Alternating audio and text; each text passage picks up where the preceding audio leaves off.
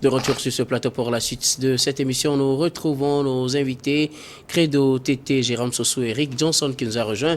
Pour la suite de cette émission, nous abordons notre deuxième sujet, toujours le Niger. L'UE suspend toutes les aides budgétaires, militaires ou sécuritaires. Réunis hier jeudi, les ministres des Affaires étrangères des pays membres de l'Union européenne ont réitéré leur position. Ils soutiennent les décisions de la CEDEAO face au coup d'État au Niger, mais sans porter soutien à l'option militaire. En plus de cela, les pays membres de l'Union européenne annoncent une fois encore la suspension de toutes leurs aides au Niger. Nous en parlons avec nos invités. Je voudrais bien commencer par vous, Eric, qui vous venez de nous rejoindre sur ce plateau. L'Union européenne, on le savait déjà, quelques pays avaient déjà suspendu leurs aides, mais officiellement, l'Union européenne suspend toutes ces formes d'aide au Niger. Oui, c'est dans la logique des choses. Si l'Union européenne, vous savez, depuis les années 90, lorsqu'il y a un déficit démocratique dans un pays, l'Union européenne prend tout de suite position et suspend ses aides multiformes à ces pays. Et donc, on a eu cela au Togo dans les années 92, où l'Union européenne a rompu sa coopération avec l'État togolais. Cela a été un coup dur, forcément pour le pays, parce que les fonds européens au développement ont été totalement suspendus. Et là, vous savez, je vais donner un petit exemple. C'est vrai qu'on a l'impression que ces ruptures de coopération, ces coupures d'aide n'agissent pas sur les États, mais en réalité, ça fonctionne. Ça fonctionne au point où le Togo, qui avait quand même, qui recevait beaucoup d'aide, surtout de l'État allemand, a été véritablement secoué. Vous prenez l'exemple de la régie des eaux du Togo, où l'État allemand finançait carrément tout ce qui constituait le matériel que cette société nationale utilisait pour approvisionner les populations en eau potable. Et je pense que la régie, jusqu'à aujourd'hui, ne s'est pas encore relevée de ces sanctions-là. Parce que quand vous avez dans des quartiers des points d'eau qui sont coupés, vous demandez à la régie, vous appelez pour qu'on vienne réparer, on vous dit qu'il n'y a pas de matériel, il n'y a pas comment dire, de matériel de substitution pour réparer les installations. Tout ça à cause de la suspension de l'aide. À cause de la suspension de l'aide, oui, évidemment. Et donc, je crois que le Niger va subir cela, et surtout les populations. C'est vrai que, comme le disait en off mon confrère tout à l'heure, les populations arrivaient quand même à manger à leur faim, mais c'est pas évident. C'est pas évident, il faut le reconnaître. Donc, je crois que cette suspension des aides multiformes de l'Union européenne au Niger va véritablement sonner le glas à ce pays qui est déjà un pays extrêmement pauvre. Le cinquième pays, quand on fait la décompte des pays les plus pauvres du monde, le Niger a juste 4 pays derrière lui. Et donc, un pays qui est déjà dans cette situation et dont on coupe encore l'aide financière, l'aide humanitaire, l'aide militaire, etc., va véritablement subir un coup. Jérôme Sossou, l'Union européenne décide de suspendre toutes ces formes d'aide au Niger, malgré la situation du Niger déjà qu'on connaissait avant ce coup d'État. Oui, mais c'est déplorable pour les pays africains qui en réalité devaient s'autosuffire. avec beaucoup de richesses du sous-sol et aujourd'hui que ces pays-là tendent toujours les mains vers l'Union européenne ou l'Europe avant quand même de subvenir à certains de ses besoins, comme le disait tantôt Eric Johnson. Moi, je me suis posé même la question de savoir si l'État togolais même, qu'est-ce qu'il fait dans cette situation-là si l'État allemand ne peut plus continuer par subventionner les matériels d'installation de la TDE et l'État togolais lui représente quoi dans cette situation-là? Et c'est pour ça que je dis même que en réalité avec toute la richesse qu'on connaît du sous-sol nigérien, on ne peut pas aujourd'hui attendre quand même des aides de l'Union européenne avant quand même que le Niger soit un pays autonome financièrement. C'est vrai que le sous-sol nigérien est riche, mais on sait tous que ça ne profite pas aux Nigériens. Mais justement, c'est de ça qu'il est question. Qu'en réalité, on ne peut pas avoir la richesse du sous-sol et être pauvre à l'extrême. Moi, je ne peux pas le comprendre. C'est pour ça que nos dirigeants africains ne doivent pas quand même penser à s'accrocher éternellement au pouvoir sans véritablement penser à leur population. C'est bizarre que depuis très longtemps ou depuis un moment, lorsqu'on fait ces coups d'État, ces différents coups d'État, il nous est arrivé de constater que qu'on trouve beaucoup d'argent dans les maisons de certains chefs d'État, de leurs proches, et ça frise, ça révolte en réalité. Comment on peut quand même garder toute cette fortune dans sa chambre alors que la population souffre? Et maintenant on attend, tendre la main à l'extérieur, avoir quand même de subvenir à un certain nombre de besoins. Ce n'est pas normal.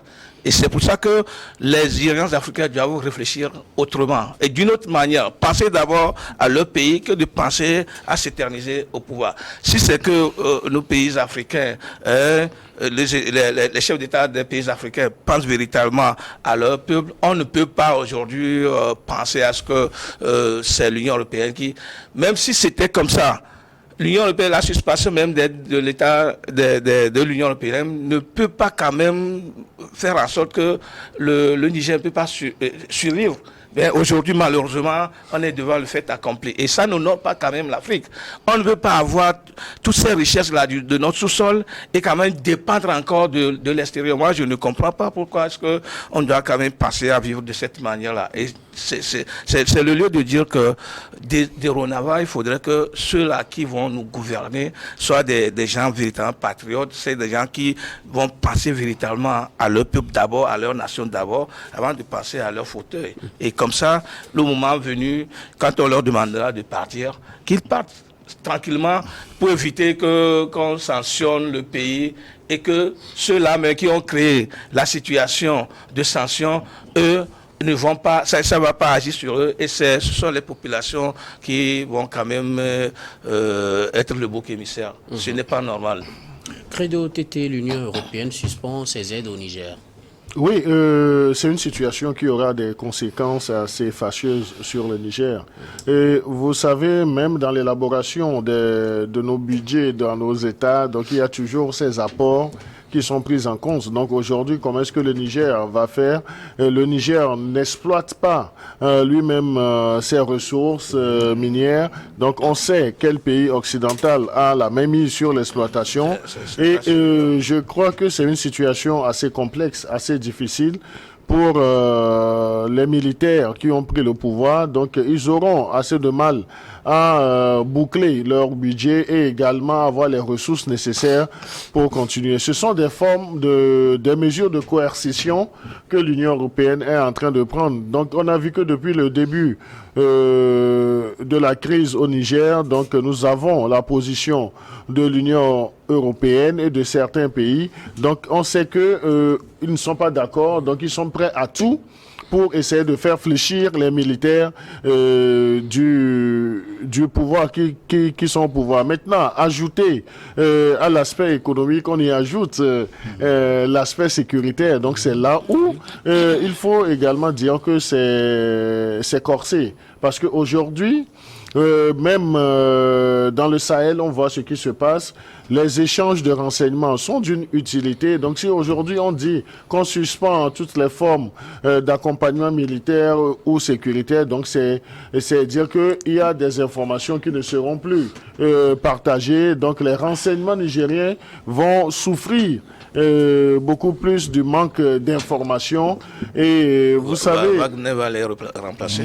Non, nous, je ne voudrais pas parler de Wagner parce que ce n'est pas le sujet, mais c'est dire que cela aura beaucoup d'impact sur la sécurité même du côté du Niger. Donc là, parce que pour un bon bout de temps, donc des pays de l'Union européenne ont assuré, disons, ce volet sécuritaire. Donc aujourd'hui ils vont baisser les bras, qu'est-ce qui va arriver dans ce pays du Niger? Donc on ne peut pas l'envisager, mais c'est que ça ne sera pas assez positif au niveau de la sécurité. Nous allons voir, on peut faire face à d'autres développements qui vont miner tous les efforts sécuritaires de ce pays. Alors, je voudrais ajouter, sur la période 2021-2024, l'UE a prévu au total une aide de 503 milliards d'euros pour le Niger. Et aujourd'hui, quand on rompt cette coopération-là, je pense que le Niger va devoir trouver cet argent-là quelque part. Mais où, justement?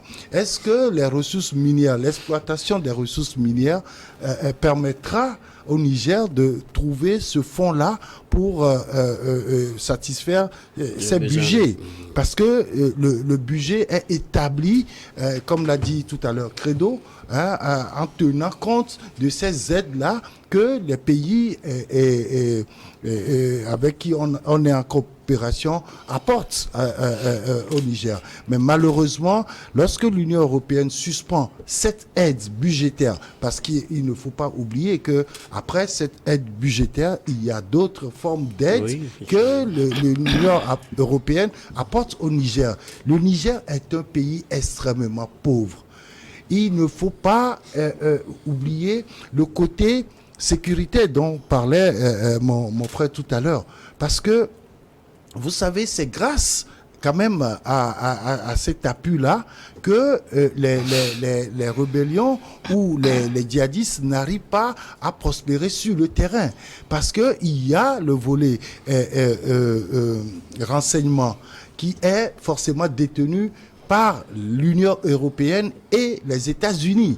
Donc, quand il y a un maillon de cette chaîne-là qui s'enlève, on se pose des questions sur comment ce pays-là va pouvoir gérer toute cette situation. Alors, vous savez, il y a aussi eu cette décision des nouvelles autorités, pour ne pas dire des putschistes et nigériennes, les nouvelles autorités nigériennes, qui suspendent les activités des organisations de la société civile, c'est-à-dire les ONG, qui ne pourront plus travailler sur le terrain. Or, ces ONG-là reçoivent de l'appui de l'extérieur. Et donc, lorsque l'Union européenne rompt sa coopération financière avec le Niger, ça veut dire que déjà ces ONG ne pourront pas avoir de financement.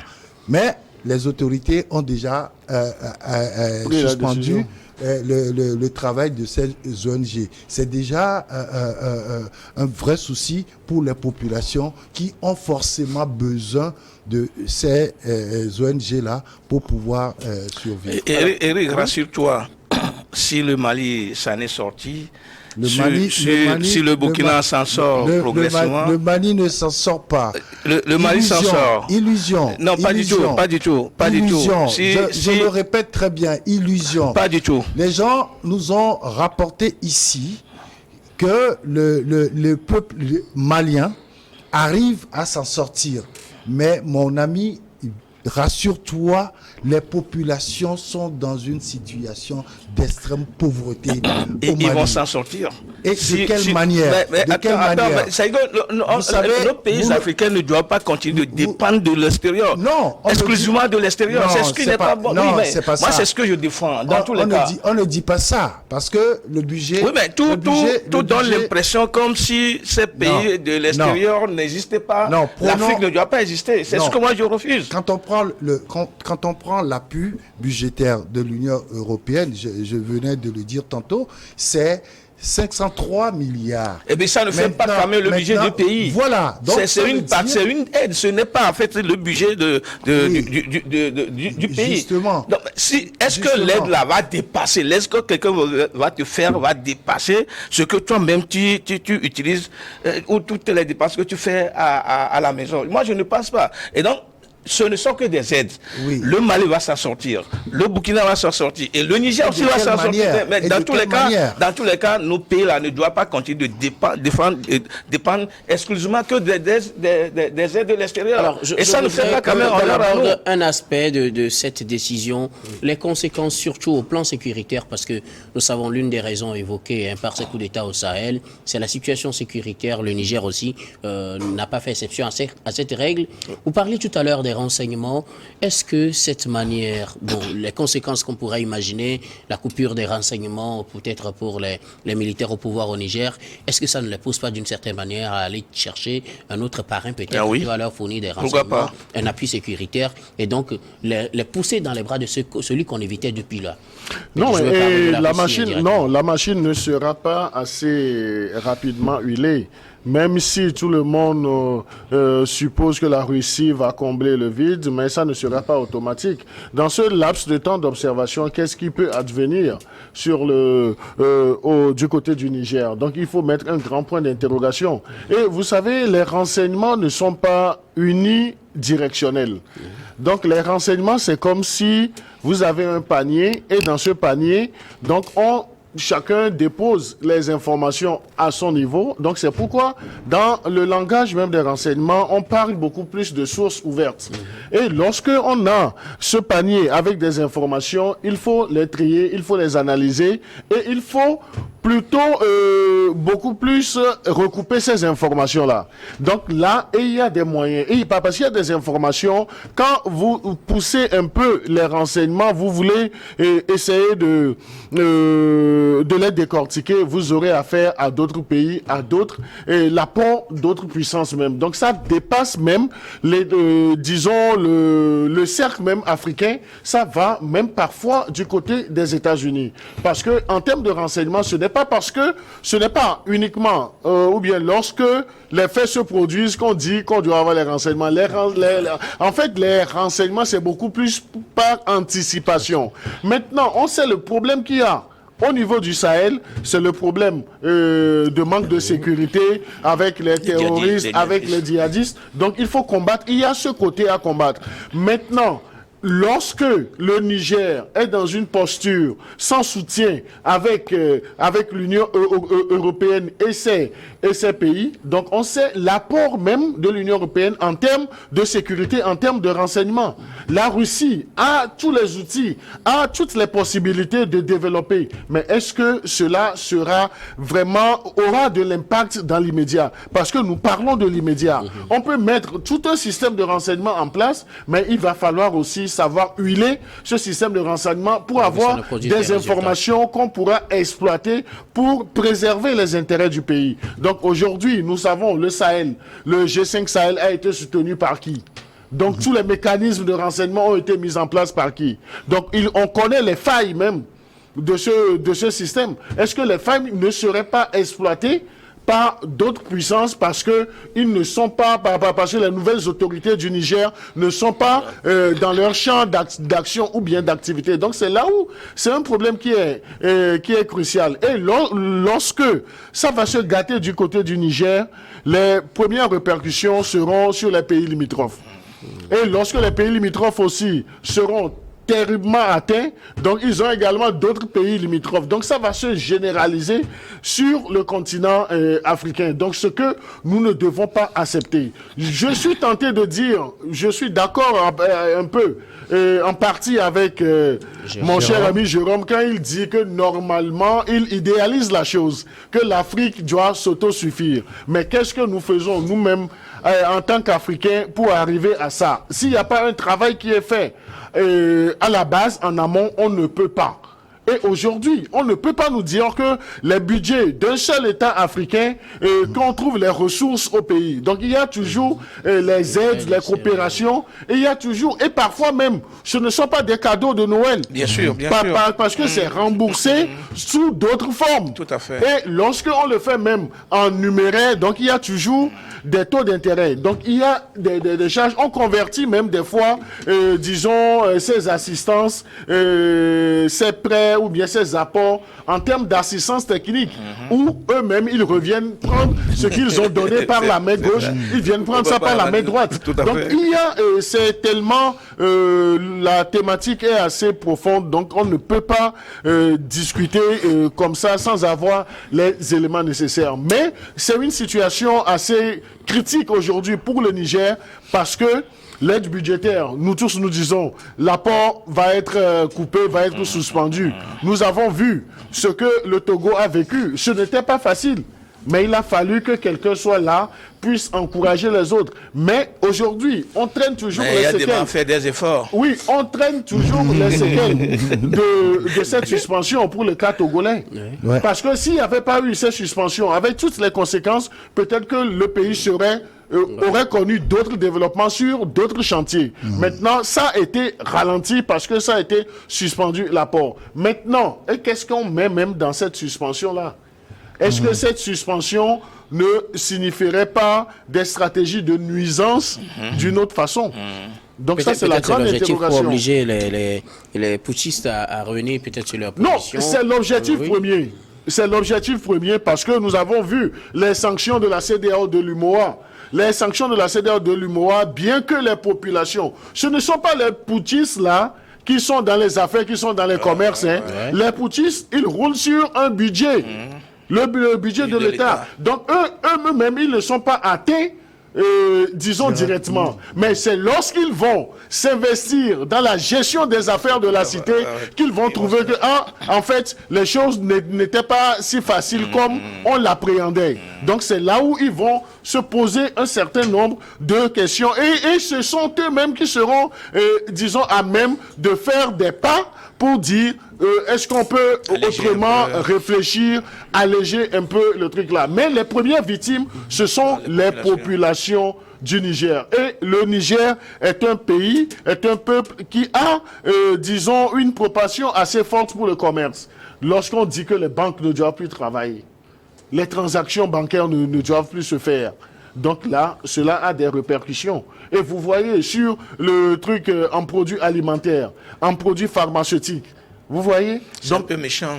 Non, non seulement c'est méchant, ce sont des moyens de coercition, que la CEDEAO a mis en place avec le MOA. Mais nous disons, les premières victimes, ce ne sont pas ces putschistes-là. Ces putschistes vont s'approvisionner. S'il faut même, ils vont aller dans la médecine traditionnelle. Donc ils vont prendre les herbes. Mais pour combien de temps? Pour combien de temps? Et les premières victimes, tablons. C'est la population. Ce sont les populations nigériennes. Oui, alors, il ne faut pas perdre de vue ceci. L'appui budgétaire de l'Union européenne concerne beaucoup de facteurs. Si je prends juste le facteur santé, vous savez que les pays africains, parce qu'ils ne sont pas des fabricants de produits pharmaceutiques, sont obligés d'importer. Et donc, dans l'importation, il y a des produits qui sont subventionnés. Et donc, lorsqu'on rompt cet appui budgétaire-là déjà, le côté sanitaire prend un coup. Et je veux dire, pour le cas du Togo, Credo a soulevé un problème très important. C'est-à-dire que on rend la coopération avec vous, mais par rapport à la situation globale, vous êtes obligé de faire des pas. Et donc, je me rappelle, c'est le commissaire européen au développement, Louis Michel, qui avait demandé à l'Union européenne d'écouter au moins les propositions du Togo. Et c'est ça qui nous avait conduit à la signature des 22 engagements que Edem Kodjo, le père son âme, l'ancien Premier ministre, est allé signer à Bruxelles. Et donc, pendant cette signature-là, le Togo a pris des engagements en disant que désormais, il n'y aura plus de déficit démocratique. Nous allons faire ceci, nous allons faire cela. Et donc, l'Union européenne a mis des indicateurs pour mesurer la portée de ce que le Togo va faire. Et c'est ça qui nous a aidé à la reprise de la coopération avec nous. Nous avons perdu des fonds, deuxième, troisième, et FEDS, fonds... Fonds européen de développement. Oui. Et donc, là, le Togo a repris des négociations pour que ces fonds-là lui parviennent de nouveau afin de prendre en charge le développement du pays. C'est dire que, quel que soit ce que vous allez faire, la façon dont vous allez gérer votre pays, et pendant un bout de temps, vous allez en souffrir. C'est une situation très délicate, surtout pour les populations. Et là, je dis, il faudrait que les militaires qui sont au pouvoir aujourd'hui prennent déjà le taureau par les cornes en se disant, attention, nous sommes en train d'aller à une dérive. Quand on dit qu'il y a d'autres puissances qui vont arriver, ces puissances-là ne viendront pas pour vous dire « Ah, vous êtes très beau et donc nous allons vous faire ci, nous allons vous faire ça ». Il y a combien de semaines, la Russie a promis beaucoup de céréales aux pays africains. Jusqu'à aujourd'hui, aucun bateau russe n'a quitté un port russe pour arriver... C'est en cours. C'est en cours, selon les informations. Mais selon moi, mes informations, il n'y a pas encore un bateau qui est préparé pour quitter un port russe pour l'Afrique. Alors qu'aujourd'hui, nous avons besoin de cet appui-là en céréales. C'est une réalité. Qu'on le veuille ou non, quand on parle de céréales, les gens disent oh non, en Afrique on produit déjà des céréales, le maïs, le sorgho, le mil, mais on a encore besoin de ces aides-là parce que nos populations souffrent énormément. Jérôme, les conséquences de cette suspension, comment doit-on y faire face aujourd'hui pour les militaires et pour la population? Peut-être on sait qu'on aura de lourdes conséquences, mais on se prépare comment pour les affronter, selon vous? Moi, je crois que la CEDEAO doit revoir sa copie. La CEDEAO ou l'Union européenne dans tous les cas, la CEDEAO et l'Union européenne doivent revoir leur copie en attendant qu'ils ne pensent aux potistes. C'est important parce que... Non, Jérôme est en train de blaguer avec le sujet. Non, du tout. Non, Jérôme est en train de blaguer. Parce qu'on dit quelles doivent être les conséquences. Ouais. Mais ce que je dis est que toutes les conséquences reposent sur les populations. C'est de ça qu'il est question aujourd'hui. Tu as déjà fait un développement qui me paraît assez lucide. Et donc, si tout se repose sur les populations, il va falloir que la CEDEAO revoie sa copie et que l'Union européenne revoie sa copie. Parce que ce sont les petits, les enfants qui ont déjà souffert de manque de nutrition, de manque d'aspirine, etc. dans les pharmacies, etc., qui vont encore subir cette conséquence-là. Tu avais déjà dit que les militaires vont s'approvisionner de tout ce qu'ils veulent à partir du budget de l'État. Et eux, rien ne les dérangerait. Maintenant, nous, la population, déjà pauvre, qui n'avait pas de l'argent, qui est déjà épinglé par la misère, la famine, la pauvreté, etc., etc. Si ces sanctions restent, mais c'est trop méchant en tout cas pour moi. C'est pour ça que je demande à l'Union européenne de revoir sa situation économique pour question de sécurité. C'est vrai que bon, on peut en débattre, mais pour la question économique là, il faut qu'on revoie un peu cette situation là. De la même manière, il faudrait que la CEDEAO revienne revoir sa copie pour permettre à ce que les populations bénéficient quand même de ce petites aides pour pouvoir suivre. C'est important.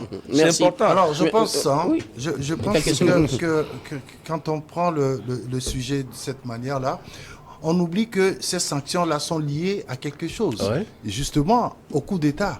Mais imaginez-vous, lorsqu'on fait un coup d'État, ça veut dire que le pays est aux arrêts, à l'arrêt totalement sur le plan économique. Ça veut dire que les activités... Pas totalement, Eric. Totalement, Pas du tout. totalement, parce que, Rapidement, puisque le temps est contre nous. le coup d'État implique l'arrêt des activités. Quand on imaginez ce qui s'est passé avant-hier au Gabon, ça veut dire que depuis avant-hier jusqu'à aujourd'hui, le pays est totalement aux arrêts. Rien ne marche. Le commerce interne tourne quand même. Mais ça ne peut pas tourner, mon cher Comme ami. en temps normal. Bien sûr. C'est pas comme en temps normal, oui. Mais Ça dans ne tous peut les pas cas. tourner. Ça ne peut pas tourner du moment où d'abord les populations ont peur de sortir. Et donc, quand vous ne sortez pas, vous ne menez pas d'activité. Et l'État, le budget de l'État subit un coup. Parce que au Togo, on a fait enfin une évaluation, et je crois que c'était dans les années 90, où il y a eu une grève générale illimitée, qui n'est pas encore levée jusqu'aujourd'hui d'ailleurs. Qui va la lever? Générale illimitée et non négociable. C'est au total, tous les acteurs sont déjà morts, plus d'une dizaine pratiquement. de milliards par jour pour l'État togolais. Vous imaginez? Et donc là, ça veut dire que quand vous faites plus d'une semaine, vous avez une centaine de milliards de pertes pour l'État. Merci beaucoup. Nous allons marquer la pause pour le journal que vous retrouvez tout de suite pour la suite de cette émission.